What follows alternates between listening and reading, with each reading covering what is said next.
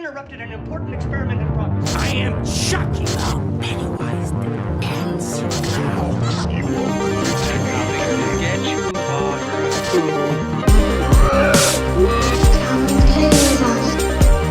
I want to play a game. Hello everyone, Joshua Miners here, and welcome back to my 31 Days of Halloween review series. And today, I'm going to be looking at a classic here, yet again, and that is the original Hellraiser from 1987. I have seen the future of horror. His name is Clive Barker. He has the power to shock you, to grip you, to take you beyond the limits of earthly terror.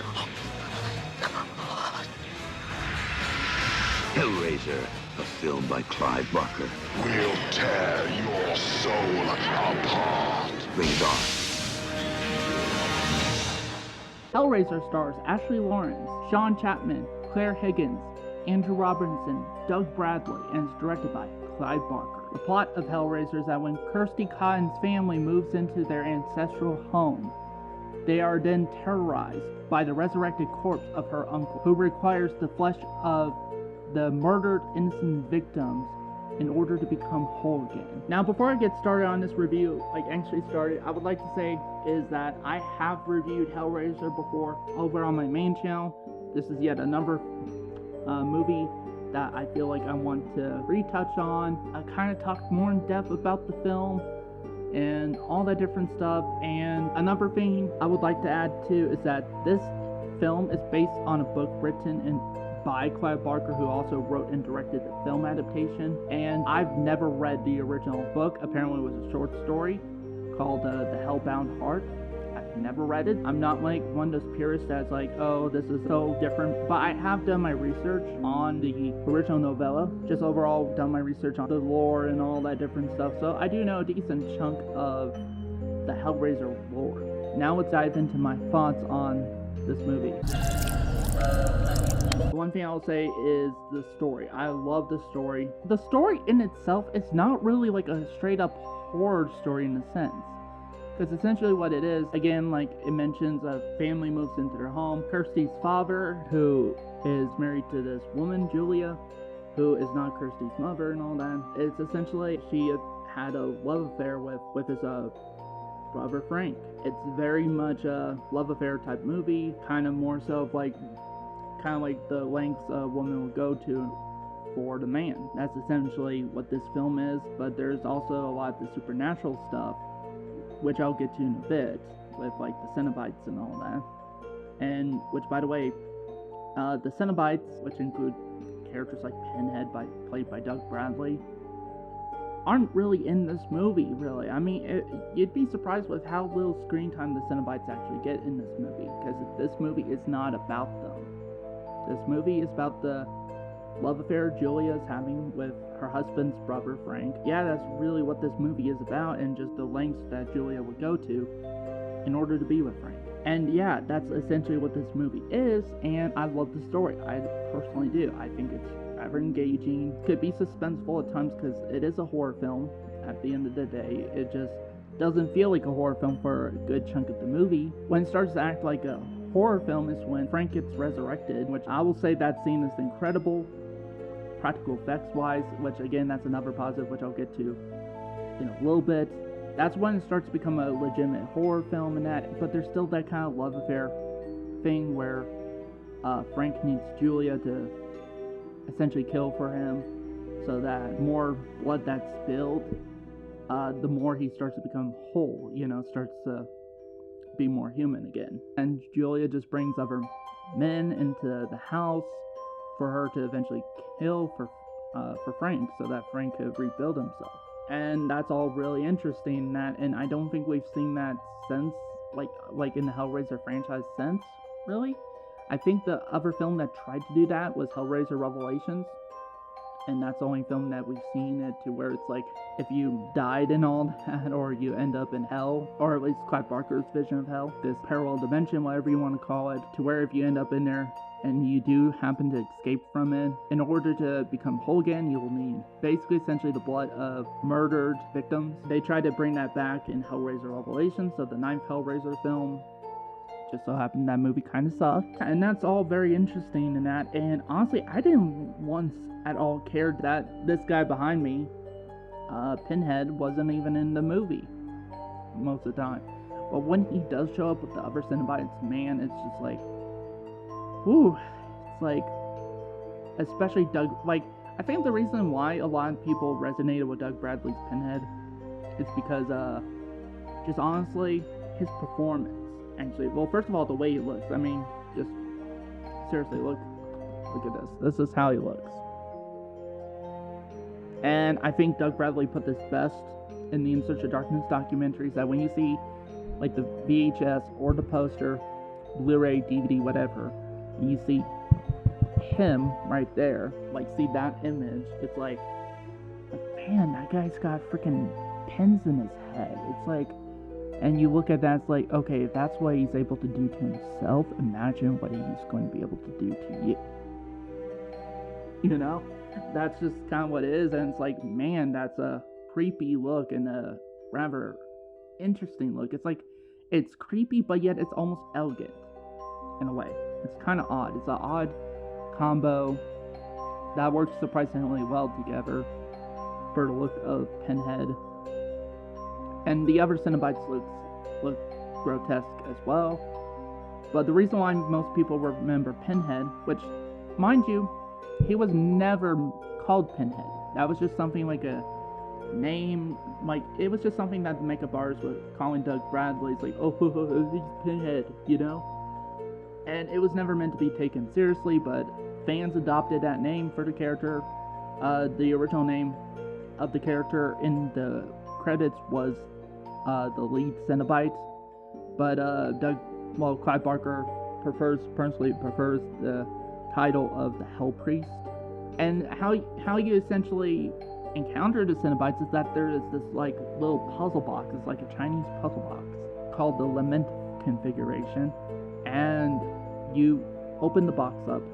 Now here's the thing, you have to want to open the box, because if you want to open the box and everything like that and get these kind of pleasures that are apparently, because here's the thing with the Cenobites. The Cenobites, they are beings from a different dimension, essentially hell, essentially, that are puts combinations of feelings of pain and pleasure into one. And just as the poster says, and as Pinhead says in the film, they are essentially demon to some, angels to others. Because to some people, they want that, you know? They want what that realm could offer. Which is quite interesting that there's some people who would go get this box and experience this rather horrifying experience. Because it is a horrifying experience once you see what these creatures could do to you. It's just all very interesting. Like the lore it's built up is very interesting, with the Lament configuration and Clive Barker's vision of hell and the Cenobites. All that's very interesting lore type stuff that he designed both in the Hellbound Heart novella and the film adaptation. And as I was getting to my point, the reason why Pinhead is the most remembered Cenobite out of all of them is because of Doug Bradley's performance. Like, when you see Doug Bradley as Pinhead, or as the lead Cenobite, or as the Hell Priest, whatever you want to call him, he just owns whatever scene he's in. He has this kind of commanding, like, presence about him, but also some elegance about him too. Like, there's this kind of elegance to him, and it's like,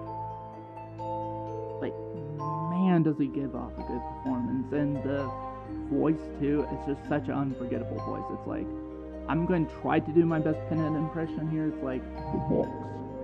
You've opened it. We came. Explorers from the further regions of experience. Demons that's just like, ooh, it's just like that voice. It's like, you know, this is one of those horror icons that's like, if you need to, like, never mute Pinhead. Never mute Pinhead. I mean, you could mute him, and he still gives off an intimidating presence, commanding presence, but you need to have that voice. You need to have, that's why I think whenever, because they've recasted Doug Bradley twice now, and that's why it's never really worked out, because you need to have that distinct voice of Doug Bradley as Pinhead. Now, am I not saying you could have a different actor portray this role in that? No, I thought the actor they got in Hellraiser Judgment, L.T. Taylor, did fine, you know. He was serviceable as Pinhead. Technology may have advanced, but sin remains unchanged. Pure. Greed, lust, lies, betrayal. This new millennium hurtles forward. Faith is lost. Mankind have become a vacuum without morality. So many souls seeking new and darker experiences. Degradation upon degradation, sin after sin.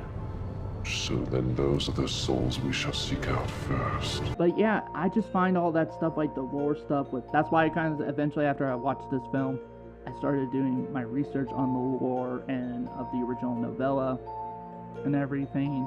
At some point I will probably if there's an audiobook of The Hellbound Heart, I'll eventually check that out, because I really dig all of this, and it's just so interesting. In fact, one of the props I would love to get in my man cave is get my own lament configuration.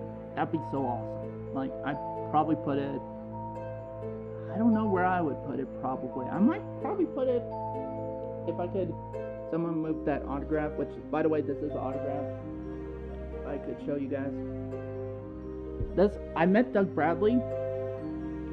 I met Doug Bradley at a film festival over here, and the one thing I will say, and I'm not sure if it was because it was so busy that day, but he was kind of he just didn't seem like he was in the best of moods.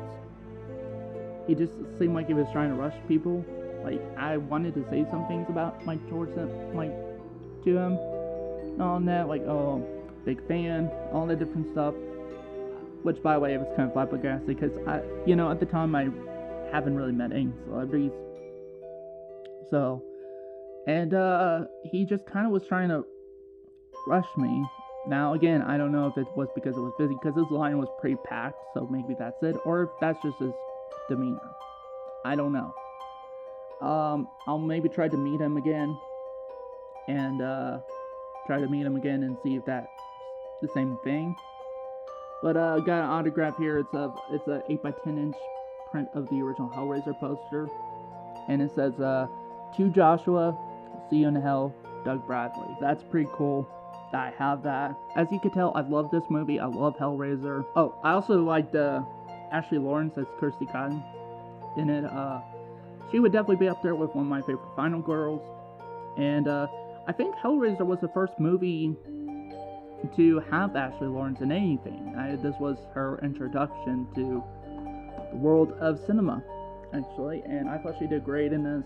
Honestly, she kind of has a similar vibe to her as Nancy Thompson, Heather Langenkamp in Nightmare on Elm Street. I love Heather Langenkamp and Nancy Thompson. Those are also, she's also another one of my favorite Final Girls. At some point, I have to do a top 10 ranking of my favorite horror Final Girls.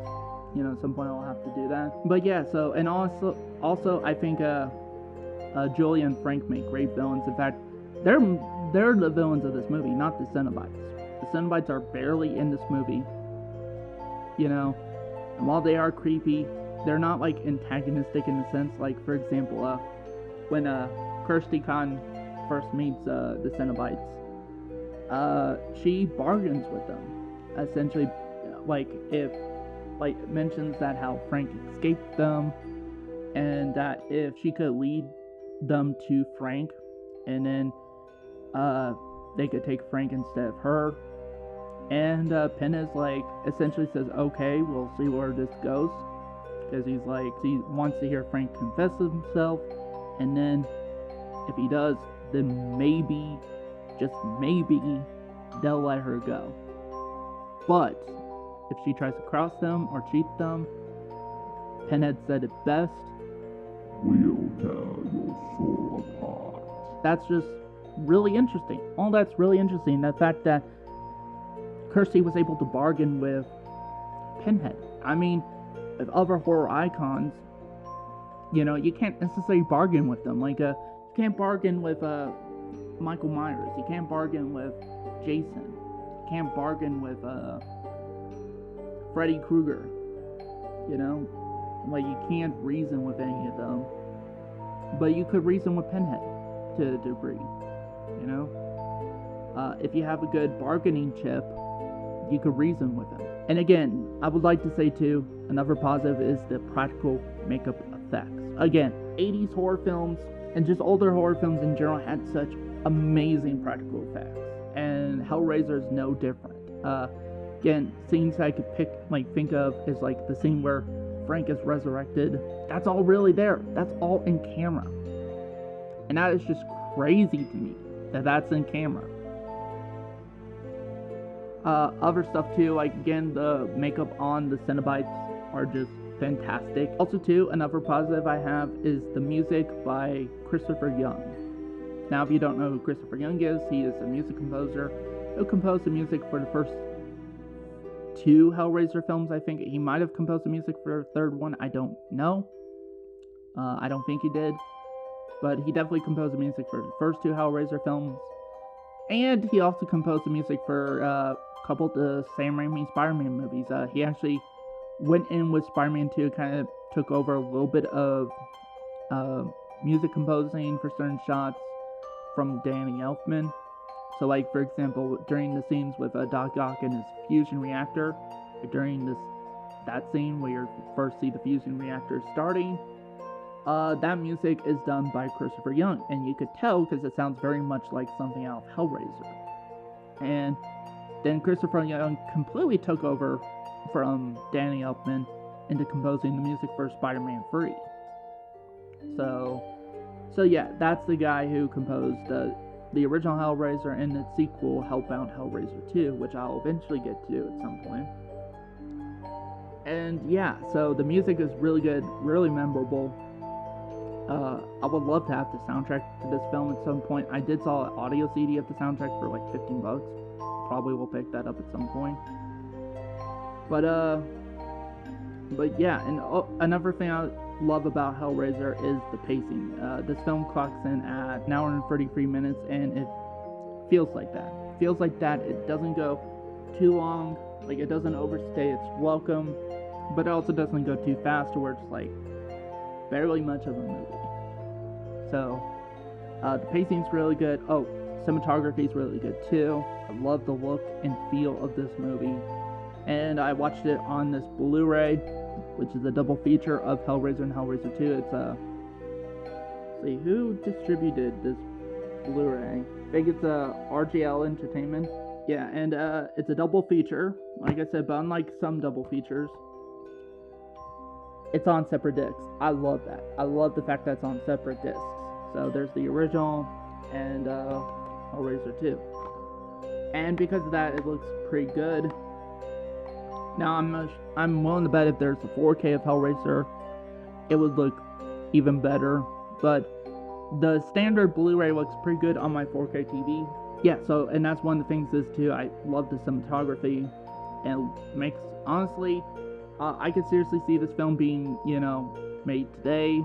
You know, like if this film in specific came out today, same crew, same actors, it would actually fit rather nicely with movies that came out today. In fact, I think it would be even better than some of the movies that come out today, personally. I think that's it for the things that I absolutely am in love with this film. Now, let's move on to, I guess I got a couple things I'm rather mixed on, so let's move on to that. Now, one of the things I'm mixed on, there is one effect shot that doesn't hold up as much as the other ones, and it's when Kirsty first opens the box and she goes in to kind of like, I guess essentially the gateway to hell, and there's this creature there waiting for her, and it just chases her out back into this hospital room. And as far as I know, the creature is known as the Engineer, and the effects on the Engineer, I mean, not downright terrible. Well, not downright terrible effects, but it is one of the weaker effects, because there's certain scenes you could tell it's like, oh, some guys wheeling this thing down the hall and stuff like that. Like, there's certain shots on one of the bed you could pause the film and you see, oh, there's people's feet behind a creature. And then also too, while I do love the finale of this film, there's certain parts of the finale that's just kind of weak. Like, just the way Cenobites went out, personally. Especially one specific, there's a Cenobite known as, nicknamed Butterball. And, because all the other Cenobites basically currently use the puzzle box to send them back to hell, which makes sense, but, Butterball, all he just gets is the house collapsed on him. That's it. That's how he goes. So yeah, could have done a bit better with the finale a little bit. And also too, and again, I will say the effects when she sends the Cenobites back to hell look kind of cheesy. On the one hand, I kind of want to give the film a break on that, but because it's like made back in the day. But at the same time too, I mean, they made amazing effects. I don't know why they just didn't make better effects for like those moments. And I guess that's it with things I'm personally mixed on. And honestly, I don't have anything that I absolutely hate with this film, so let's move on to my rating. So with that said, I'm going to give the original Hellraiser, you know what? Screw it. I'm going to give the original Hellraiser a 5 out of 5 stars. I love this movie. Definitely would be up there with like my top 10, maybe 15 favorite horror films of all time. This is obviously a classic. In fact, this film is getting remade, unfortunately. Oh, maybe fortunately, we don't know. Getting a remake, which I think is going to be streaming on Hulu this October 7th. Which I'm probably more than likely going to check out. And also there's a TV show coming out of this franchise, who's being directed by, same person who directed the new Halloween films by Blumhouse, David Gordon Green. So I'm kind of curious to check that out. We still got some Hellraiser stuff coming out. The last Hellraiser film was Hellraiser Judgment that came out in 2018. And there's a total of I think 10 Hellraiser films, and plus we're getting an 11th one with this reboot and a whole TV show. So this franchise has spanned for quite some time, between 1987 and now. It's a long-lasting horror franchise, and I think that shows the power of the original film. Now, whether or not those other films are good is purely dependent on the viewer. Personally, for me, I really like this first one. The second one's pretty good too. The third one's where it starts to drop in quality. Hellraiser 4 had some interesting elements, but lacked in execution, really. And then the rest of them were just essentially not written to be Hellraiser films. They were just studio spec scripts lying around, and they were like, oh, it's Slap Pinhead, the Cenobites, all that different stuff in there, and just push them out to DVD. Because after the fourth one, it just went straight to DVD. So, they haven't gotten a theatrical Hellraiser film since 1996. And doesn't look like we will be getting one for a long while. I hope so. I hope eventually we get a theatrically released Hellraiser film again. Overall, really enjoyed this film. Tell me in the comments below what you guys thought of the original Hellraiser and the series as a whole.